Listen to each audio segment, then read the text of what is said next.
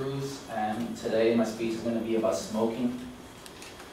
It's going to be about it's going to be about like 3 different aspects of smoking, like what it does to your health, what it does like immediately to your health, and then also what it does to the air that we breathe and the like pollution and stuff like that.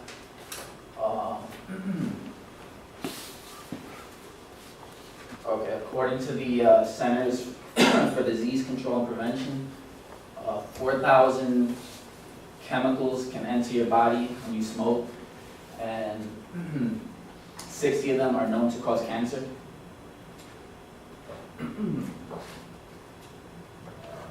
Sorry. I was absent last week, so this is like a last minute. 60 are known to cause cancer. Some of them include cyanide, benzene, formaldehyde, methanol, acetylene, and ammonia. Okay, slide 2. Smoking can cause also immediate damage. Like some people think, like, well, I'm young. Like if I smoke now, it's not really going to affect me until I'm older.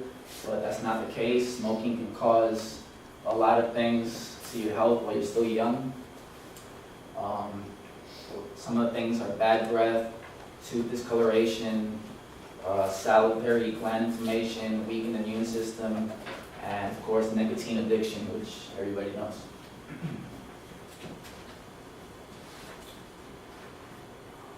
Air pollution is one of the pretty bad things about smoking, because not only does it affect the people that smoke, but now you're affecting other people that live in the world and breathing the same air and stuff like that.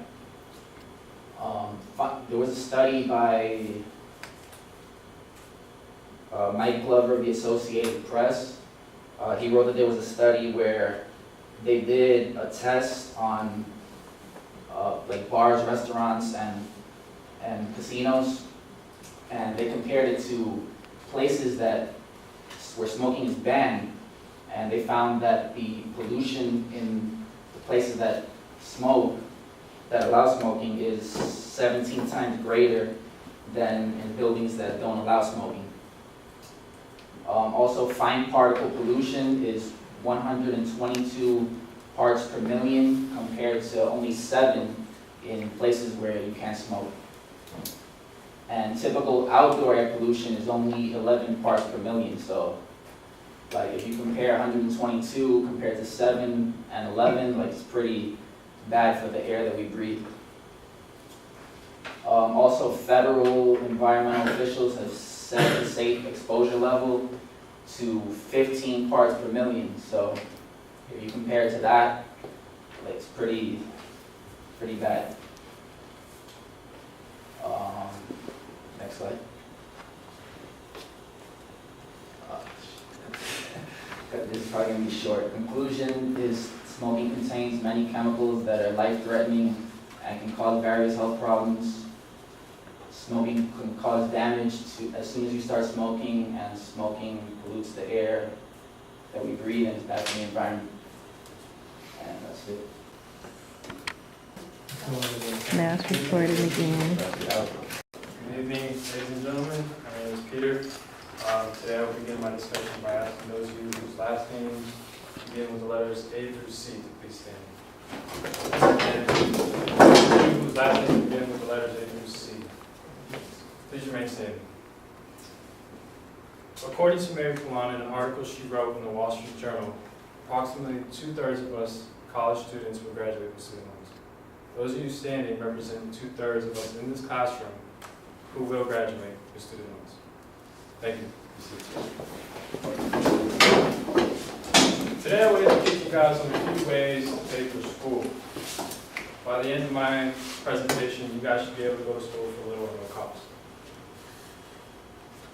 The main points I will be discussing today are: 1, financial aid; 2, student loans; and lastly, scholarships. Now that I've kind of mapped out for you what I will be discussing today, let's discuss financial aid. According to an ebook that I read titled 1,001 Ways to Pay for School, or Yeah, 1,001 ways to pay for college, actually.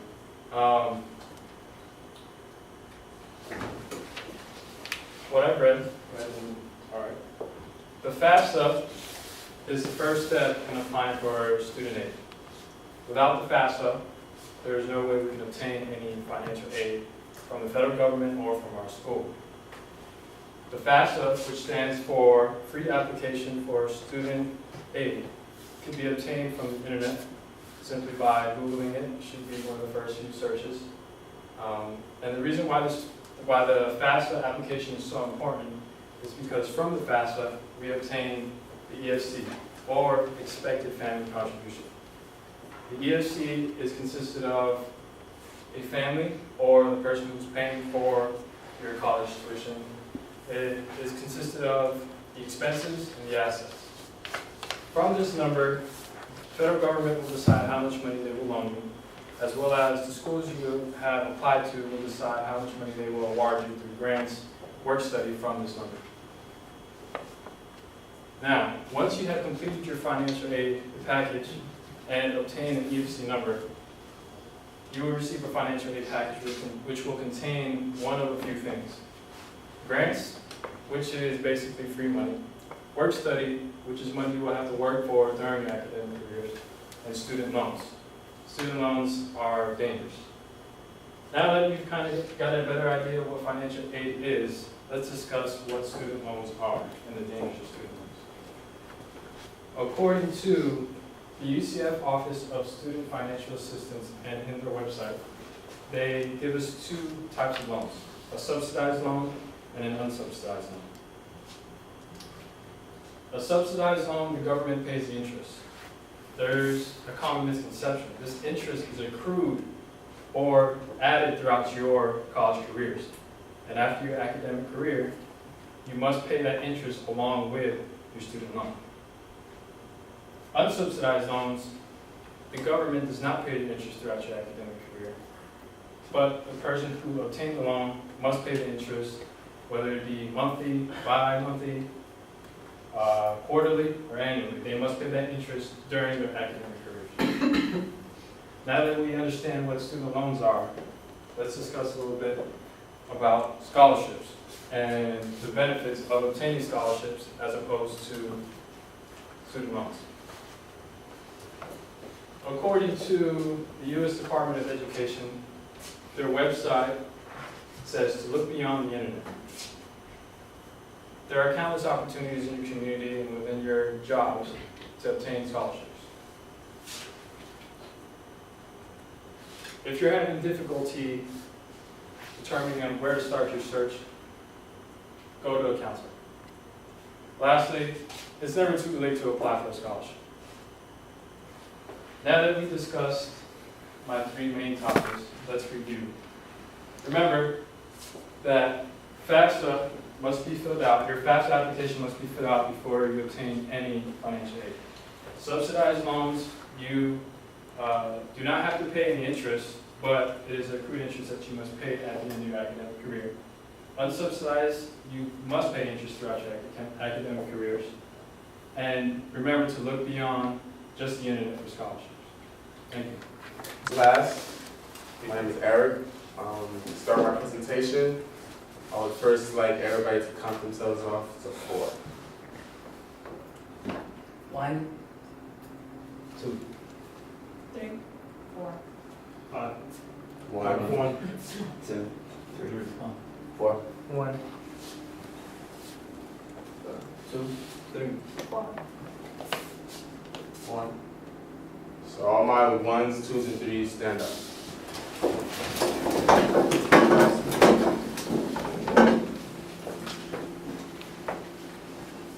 According to admissions of the University of Central Florida, you guys represent the 75% of undergraduate transfers that gets transferred to UCF every year. Thank you.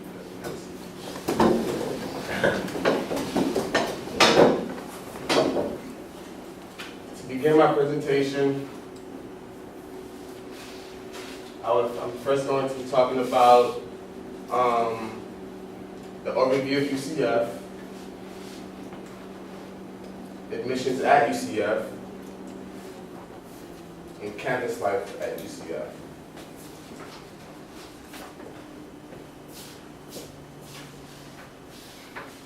So first, let's get into the overview of UCF. According to UCF Today, UCF is located in Orlando's metropolitan area and has 9 regional campuses across Central Florida. And what these 9 regional campuses are is little UCF campuses, which serves undergraduate students in their areas. So like, if you don't want to take a trip out to the main campus, you can find a regional campus in your area and you can attend one of those. The University of Central Florida has wide abilities, restaurants, and retail shops that all the students can go to and shop at.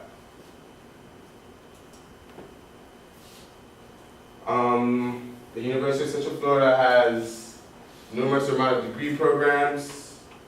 The top 5 are listed right there, which is psychology, molecular and microbiology, nursing, biology, and general business.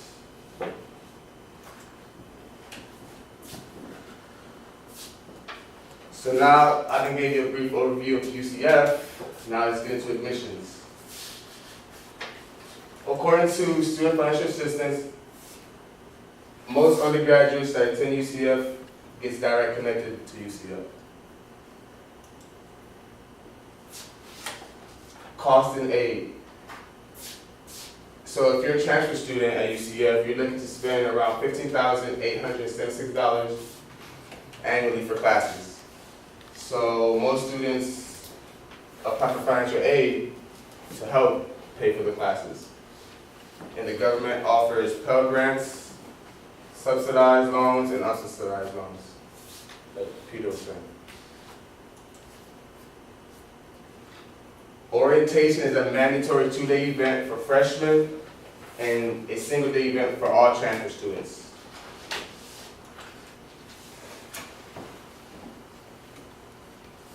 Now to talk about admissions, let's get into campus life at UCF. According to housing and residence life, UCF has 4 towers that already comes furnished, which means it has couches, beds, TVs, bathrooms, and etc.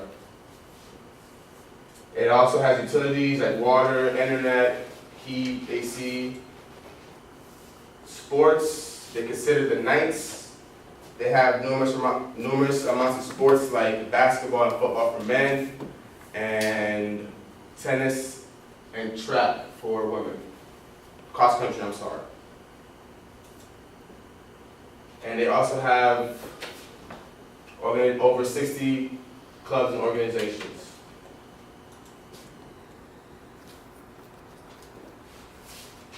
So now I'm talking about campus life at UCF.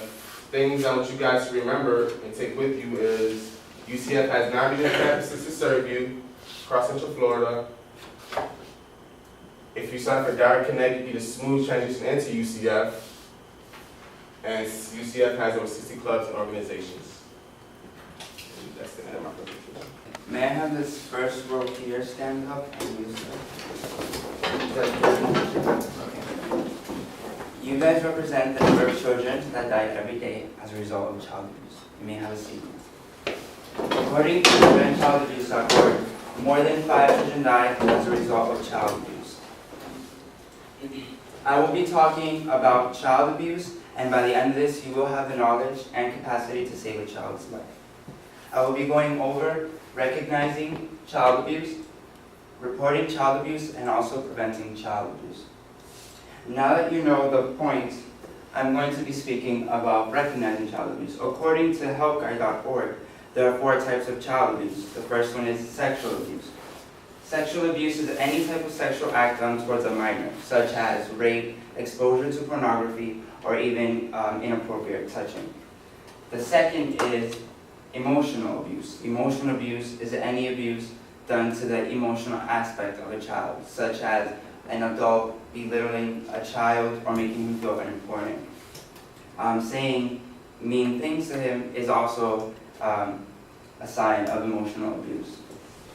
Physical abuse is anything done to the physical aspect of a child, such as beating the child, leaving bruises and marks, and even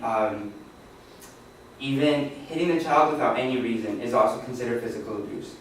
The fourth is negligence. Negligence, to me, my personal definition of negligence is a lack of. So for example, negligence is also physical. So the lack of food, water, or clothes is a physical negligence. Then there's also psychological negligence, which is just the lack of love, the lack of attention, anything that the child needs emotionally to grow. Then there's also education. So that is the lack of letting the child attend school or even withholding them to go throughout the whole school year. Now that I've spoken about the recognizing child abuse and the 4 types, I'm going to be speaking about reporting child abuse. According to Predators and Child Molesters by our SACT, there are people that you can go to report child abuse if you witness it. Those would be doctors, law enforcement, and even teachers. If you witness a child abuse, you can go to them and they will take action. When you do report child abuse, you should keep in mind that you should report the details. So if you witness a child that has a black eye and he's telling you that his father's abusing him, you would write those things down and report it to any of the 3 that I have demonstrated. But it is important that you don't be subjective. So it's very important to be objective, meaning that when you see a child, you see that he has bruises and marks, you put that, and you don't put any type of emotions or feelings. Then you would call this Florida hotline if in case you do witness it. Preventing child abuse. According to the child abuse source book by Shannon J., there are awareness is crucial when you do want to prevent child abuse. It's very important to look at the surroundings of the child, absorb if the child is lacking any type of social skills or anything. That would help to prevent child abuse. Then there's monitoring the child. Monitoring the child would just be knowing who the child is with or where the child is at all times. Communication is very important when you are trying to prevent child abuse. Communication, sometimes children don't know who to go to when they are victims of child abuse. So it is very important to have a communication with the child. Now that I've spoken about all those things, I want you to retain some facts. There are 4 types of child abuse. 4 out of child abuse cases are not reported, and having a trusted way of communication with the child helps prevent child abuse. I would like all 5 in the front staying seating. The rest of you, can you please stand up? Move around. These people standing represent the children that can be saved with the proper use of the car seat. You can sit. The National Highway Traffic Safety Administration estimates that approximately 71% of infants and 54% of toddlers 1 to 4 years old will be safe if they use the proper use of car seat.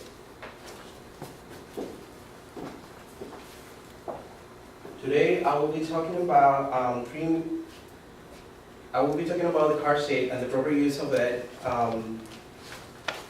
And by the end of the presentation, I hope you guys are instructed to use the car seat properly. My 3 main points are the importance of the proper use of the car seat, place and activities where you can go and get more help, and the Florida law requirements on the use of the car seat. Let's start with the importance of the proper use of the car seat. According to the DMV, or that organization, I will be talking about the wrong way and the right way of the use of the car seat. The purpose of the car seat is that when you're in an accident, the force will not go straight to one part of the body. It will go evenly in the whole body, so it doesn't affect or do a big injury in one specific area. The right way, it will be rear facing for 12-month kids, and each car seat have a recommended weight and length. So if you go by that, you should be fine. Small details, big consequence. You should know that the base of the car seat must be really tight. If you can pull it and there's 1 inch between the seat and the base, you might need to tighten it a little bit more.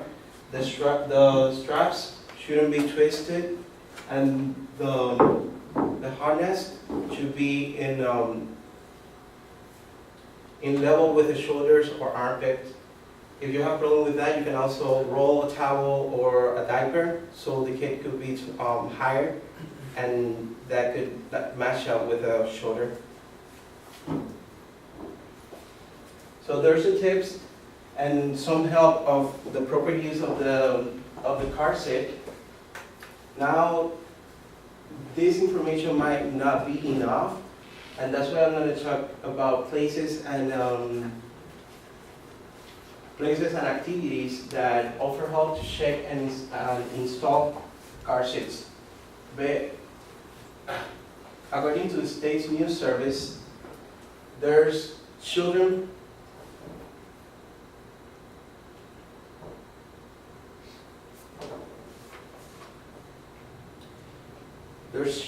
children's passengers safety technicians that can make sure they know everything about car seats. They will install and make sure you using the car seat correctly. You can actually become a technician with 32 hours of training. You will need to have two skills assessment, and you need to pass a writing test, and you can become one of them, so you can actually help others.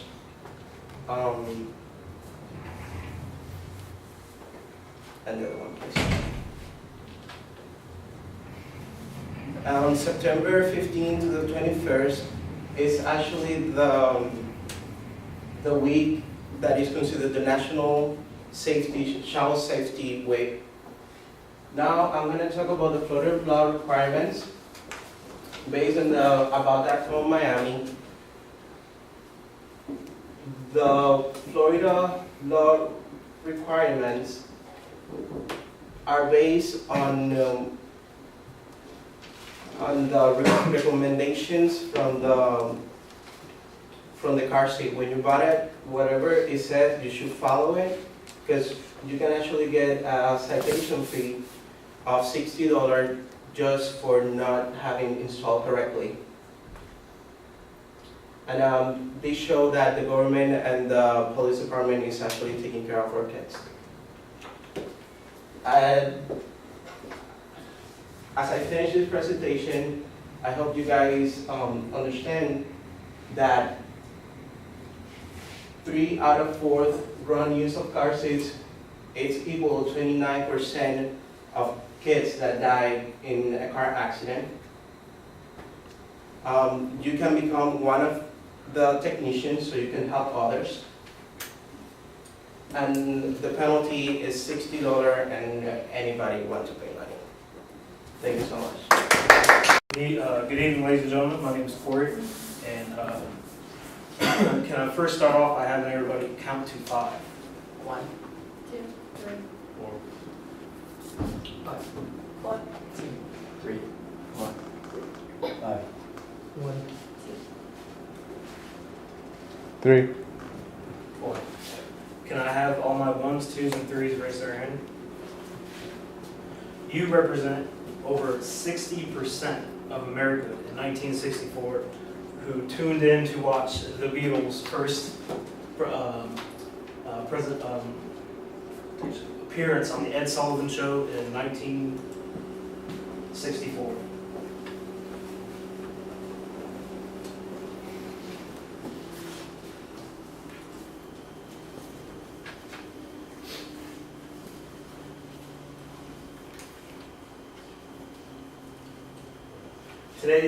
Today I will be talking to you about the Beatles, and by the end of my presentation, I hope you walk away and are able to impress older people.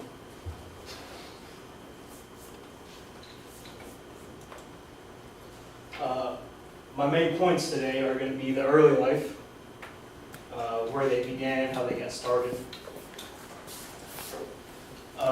the life and career, and the end of the band when they broke up, and some of the accomplishments they had during their career.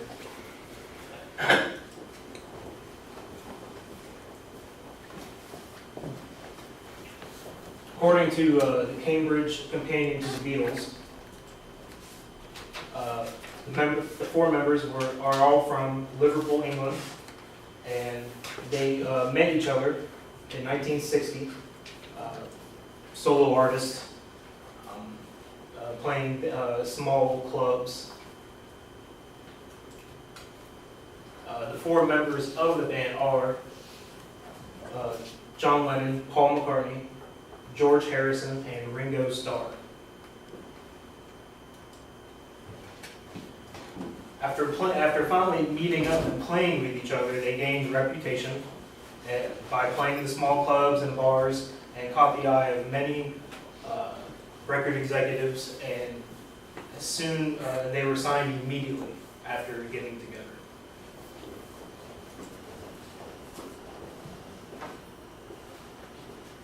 Now, after talking about the beginning of the early life of the Beatles, I will now go on to the career, the life and career of them. According to the Rock and Roll Hall of Fame Museum, when they first appeared in the U.S. in 1960, their first hit was a song called "I Want to Hold Your Hand." It sold just about 40,000 records a day in the first month.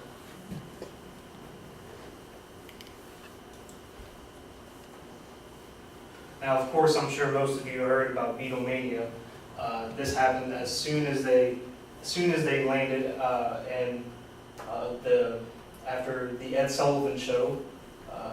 It was extremely hard to get near them. Teenage girls everywhere went crazy for them, and they shot the fame immediately, and that's all the buzz was about in the United States. The culture surrounding the group was very strange. This was the early to mid-60s. You had anti-government movements, the war in Vietnam, the flower child generation, if you want to call that. And it made the band susceptible to all that, and they later became hooked on drugs such as acid and things like that.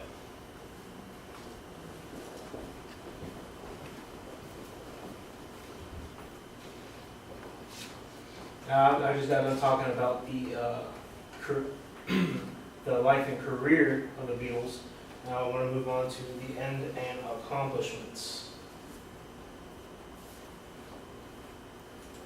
According to Massimo Massini, who wrote the book 50 Years with the Beatles, the band officially broke up in 1970, only 10 years after they originally were together. In that 10 years, they put out 13 original albums. They had 39 top 10 hits and 20 number 1 hits on the Billboard Top 100. Now, this is more success from any other musical group in the history of musical groups in that period of time. Where are they now? Paul McCartney is he's still recording, he's touring, and he's writing music. Most of you are more familiar with him than any of them. Ringo Starr still writes and records music. He does a lot of Hollywood soundtracks, scores to movies. George Harrison died on November 29th of 2001 at the age of 58. He was battling lung cancer for 8 years. And the most famous was John Lennon. He was killed on December 8th, 1980 at the age of 40. He was shot in the head in front of his New York apartment, in front of his 9-year-old child.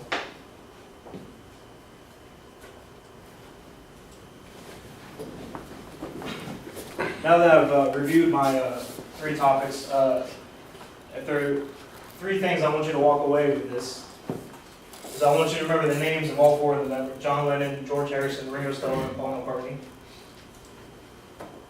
I want you to remember that 73 million viewers watched their performance live on television.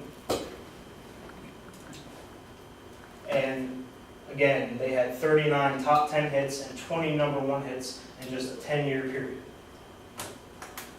Thank you. All right. Good afternoon, everybody. My name is Matthew Cabrera. Today, if I'd like to start off, I get the ladies in the room to stand up, please. Okay. I need 2 ladies to sit down. Okay. The ones that just sit down are representing the amount of a study by Phyllis Njaka, a PhD, made a study, shows up on January 4, 2010 issue of the American Journal of Psychiatry. It states that on average, about 2 to 3 out of every 5 women actually suffer from depression and anxiety because of their unhealthy eating habits, and usually eat a regular, typical American diet. Okay?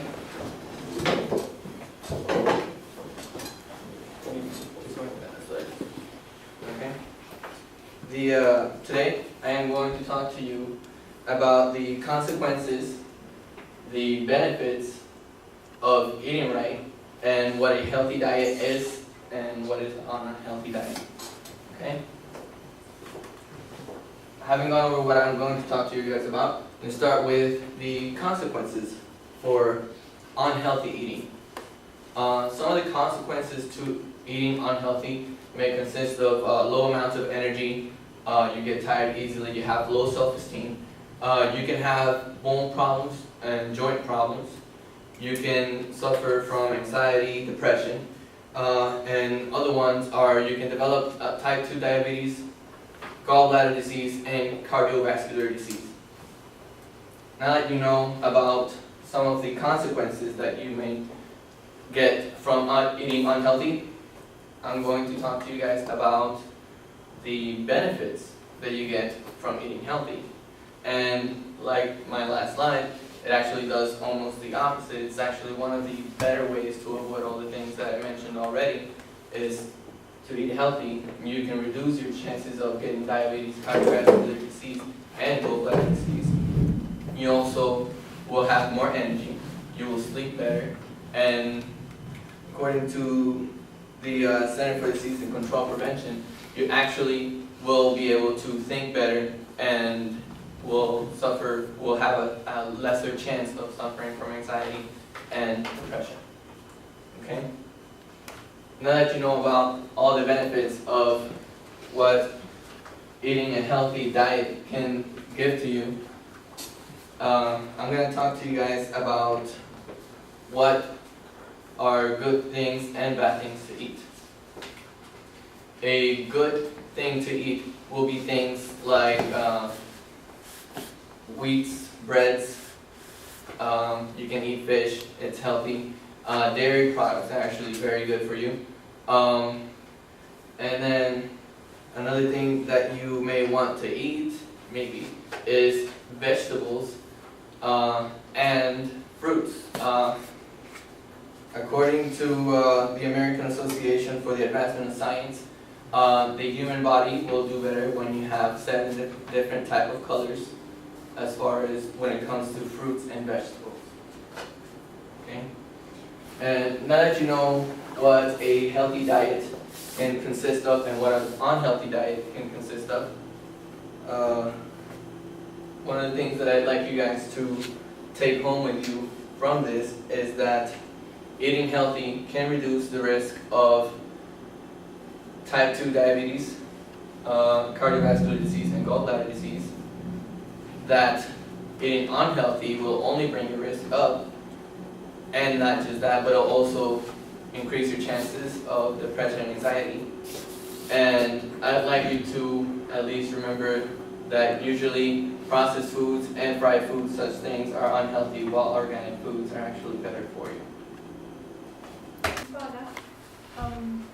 According to the National Down Syndrome Society, in 1983, people with Down syndrome, their life expectancy was 25 years old. So can I have everybody that's 25 years old and up, please stand up.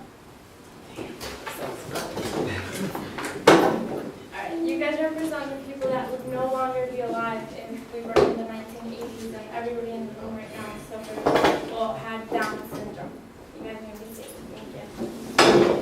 Today, the life expectancy for Down syndrome has gone up to 60 years old, so it has increased a lot.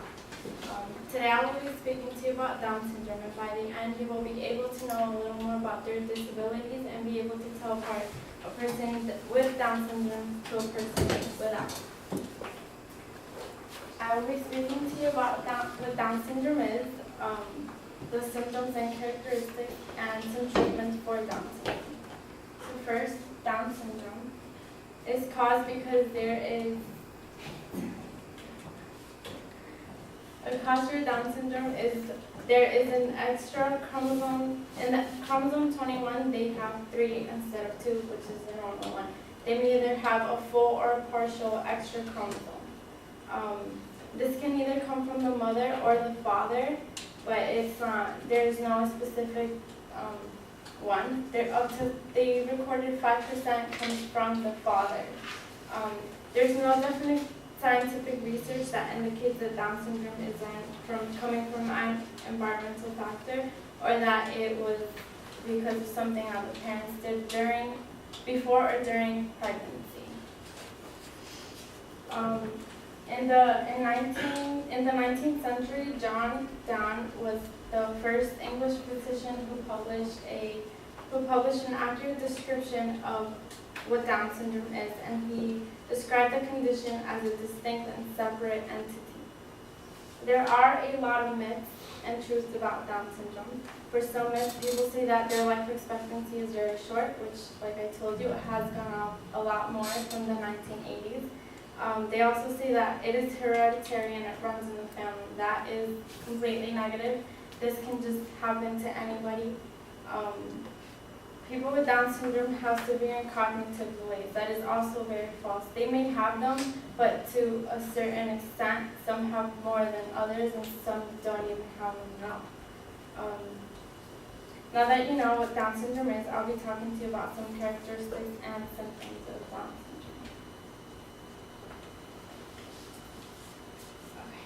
syndrome. When babies are born, they're less responsive, they're quiet, and their muscles tend to be very weak. Some characteristics that they have, physical characteristics, may be that they have flat appearing face, a small head. They have smaller mouths, which they tend to be overly sized, and that's why it sticks out. They tend to be shorter, and they are double jointed. They also do have health problems, but just like anybody else, that we can all get them. They are susceptible to. They are chest problems. They have feeding problems, heart problems, intestinal problems, skin problems, sight, hearing, and speech. Most of them are cross-eyed, which is the reason why people with Down syndrome wear glasses. And with their hearing, they have a certain amount of hearing loss, which is why when they don't communicate very well when anybody speaks to them because they don't understand. There are 3 types of Down syndrome. First is trisomy 21, mosaicism, and translocation. Now that you know about the symptoms and characteristics of Down syndrome, I will inform you about the treatments for Down syndrome. According to an article in Boston Children's Hospital, there are many ways to help out a person with Down syndrome. Mainly is therapy. They use different types of therapy to help the kids. They vary from speech therapy to help them communicate and be able to use their words better. Occupational therapy, so they can use their motor skills since they are born with very weak muscles. Physical therapy and behavioral therapy, because a lot of them do tend to be very angry, so it helps them cope with their anger and their frustration. There is also a lot of educational assistance for people with Down syndrome.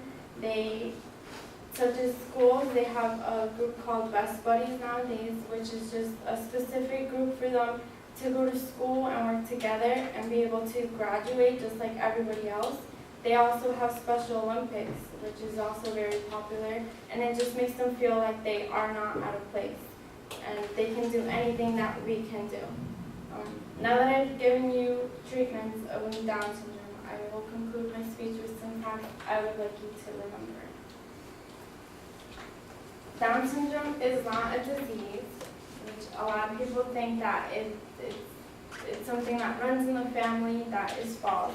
There are 3 types of Down syndrome, which is trisomy 21, translocation, and mosaicism.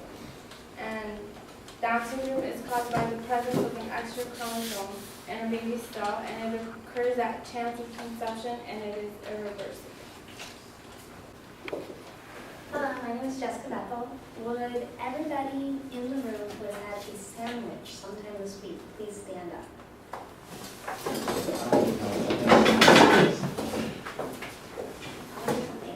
And anybody who likes pizza, would you also stand up?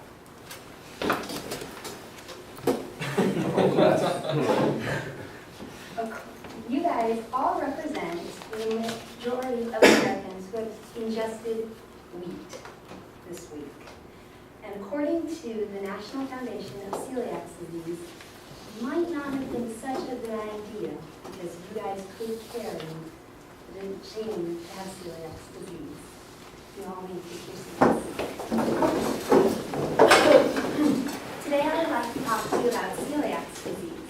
First, we're going to talk a little bit about what celiac disease is, and next a little bit about the diagnosis and often misdiagnosis of celiac disease. And finally, a little bit about the treatment and the outcome of celiac disease. What is celiac disease? According to celiac disease author Peter Green of celiac disease, a hidden epidemic, celiac disease is an autoimmune disease. An autoimmune disease is a disease where the immune system literally attacks itself. It is a hereditary disease that is most often triggered by an allergen or a virus. In the cases of celiac disease, it is the gluten protein that is found in wheat, rye, barley, and multitudes of other starches that is the culprit. When a person with celiac disease ingests gluten, it causes a reaction in the small intestine where you have tiny villi that aid in digestion, as pictured behind you. Normal villi, as pictured, are nice and bright and healthy. When celiac disease causes them to become destroyed, they cause malnutrition and anemia, and the absorption of nutrition becomes impossible. So therefore toxins leak into the body, causing the body to react badly. Some of the immediate symptoms include weight loss, hives, pain, respiratory problems, diarrhea, muscle spasms, and those are only the nice ones. Now that you know what celiac disease is and some of its symptoms, You might think the disease is easy to diagnose. Unfortunately, that is not quite the case. Diagnosis and misdiagnosis of celiac disease, as stated in a study by Andrew Seaman, celiac disease diagnosis, 1 in every 133 people have celiac disease. That is a population of about 3 million in the United States, but they don't even know it. Symptoms of celiac disease are varied and often mimic the symptoms of other diseases. In the last 10 years, though, thanks to the new blood tests and the addition of the biopsy of the small intestines, diagnosis has risen sharply. Misdiagnosis of celiac disease is still a problem. Many patients who have been undiagnosed with celiac disease have developed life-threatening forms of Crohn's disease and various cancers. Now that you all know how important it is correctly to diagnose celiac disease and the consequences of misdiagnosis, what can be done to cure this disease? The treatment and outcome of celiac disease, as stated by the National Institute of Diabetes, Kidneys, and Digestive Diseases, there is no cure. They have been working on it for over 30 years. Ironically, the only treatment for this diabolical disease is a gluten-free diet. That is not as easy as it might sound, since gluten is found in over 75% of prepackaged foods. Breads, cakes, soups, salad dressings, cereals, pizzas, beers all contain gluten or wheat proteins. Gluten-free food options are increasing, but they are very hard to find still and expensive. The outcome, however, is very much worth it, as with the adoption of a gluten-free diet, the damage to the small intestine can finally begin to repair itself, and the urine can finally begin to heal. In addition, all other symptoms should clear quickly. Despite not having an actual cure, it's pretty amazing that a simple diet change can stop a disease of this magnitude in its tracks. In review, I would just like to leave you with a few parting thoughts. Celiac disease is a major health issue, not just a vague group of symptoms. It is a lifelong condition, and though it's often frequently misdiagnosed, it's so important to know about. And although there is no cure, it can be treated successfully with a lifestyle change and change diet. Thank you. Thanks, Donna. I'd like to start off with a demonstration. If the first 4 of you guys could stand up, person from the first row. You guys demonstrate on any given night in like any country around the world. We'll talk about that a little later, but let's just say Cambodia, for instance. 4 people, if it's 11 o'clock at night, you represent the 4 people that will be trafficked into the sex trade from 11 to 11:01. If I could have the next 4 people behind them stand up. You guys represent another 4 from 11:01 to 11:02, and the last 4 of you guys, 11:02 to 11:03. So that means that 4 people are trafficked into the sex trade every minute.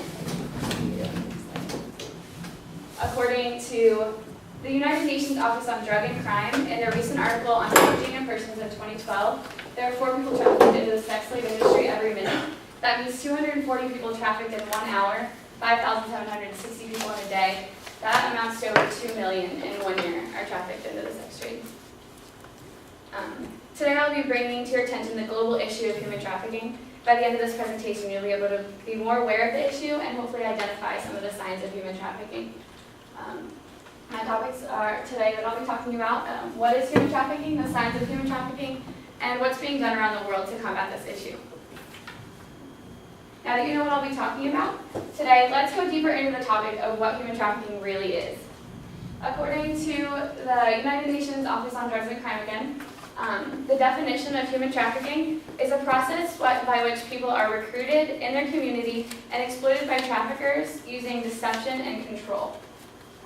How are these victims taken? A lot of times they are lured in by false promises of a job. If they don't have a job, their family's poor, so they're given this opportunity to go away somewhere else and get this better job. Or even sometimes a false marriage proposal. Like if you go to this place, we have this guy that's, that will marry you.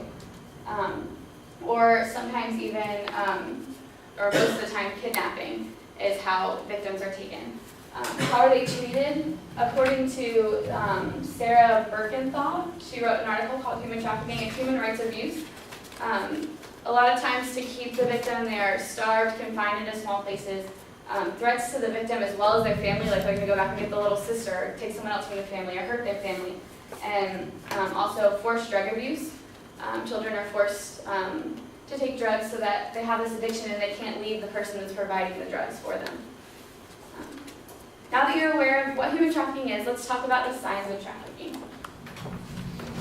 According to Polaris Project, which is a nonprofit organization to combat this, some different signs are pretty obvious. Poor health, signs of abuse, even malnourishment, lack of health care, weird, like not a job or weird hours that they're doing, stuff like that. Something that I really want you guys to take in is a big problem in the U.S., because I know sometimes people think of this as something in like a global thing around, not around the U.S. A big part in the U.S. that this happens is at the Super Bowl. A lot of times when big groups of people come together, there's lots of hotel rooms, that's when traffickers will come together and have girls, and people when they leave the Super Bowl sometimes will buy this girl and, you know, take her back to the hotel or whatever. In 2009, the Department of Children and Family took in 24 minors that they found at the Super Bowl afterwards. I'd like to read you guys a quote from President Obama on this issue just last fall in a speech that he gave. This is something that he described as signs of human trafficking. When a man desperate for work finds himself in a factory or on a fishing boat or in a field working, toiling for little or no pay, and is beaten when he tries to escape, that's slavery. When a woman is locked in a sweatshop or trapped in a home as domestic servant, alone and abused, incapable of leaving, that's slavery. When a little boy is kidnapped, turned into a child soldier, forced to kill or be killed, that's slavery. When a little girl is sold by her impoverished family, like I talked about earlier, and he says, girls my daughter's age, run away from home or are lured by false promises of a better life, that's slavery. It's barbaric and it's evil and it has no place in a civilized world. Now that we've talked about that, let's talk about what's being done to combat this big issue. According to Kavitha and Kelly, who wrote this article, The State of Human Trafficking, there's this thing called the Trafficking Victims Protection Act that was passed in 2000, which helps the victims of trafficking. Like when they are found from when they've been taken, it helps them to get back on their feet so that they don't go back into this awful thing that they've been brought into. It helps them to get started again, and they're able to hopefully not have to be taken away again. Also, the Uniform Law Commission, which is something that's being in the process right now, it's to get an integrated law into society, because a lot of times in society now, different states have different laws, like some help the victims, some prosecute the traffickers. So this is just to get one uniform law to help everyone. And lastly, nonprofit organizations really help the victims of trafficking. Organizations like Rocket House, which provides safe houses for young girls to learn trades so that they can go and become a part of society. International Justice Mission, who prosecutes and fines perpetrators. Polaris Project and Love 146 are other organizations. So now that you guys are informed about this, some facts that I'd like you to take home with you are that over 2 million people are trafficked into the sex trade every year. That human trafficking does occur at big events like the Super Bowl, even though people might not see it. And there are nonprofit organizations out there to help this. Thank you. Go ahead. I'd like to start off by counting everyone up by twos, beginning with you. 1, 2, 1, 2, 1, 2, 1.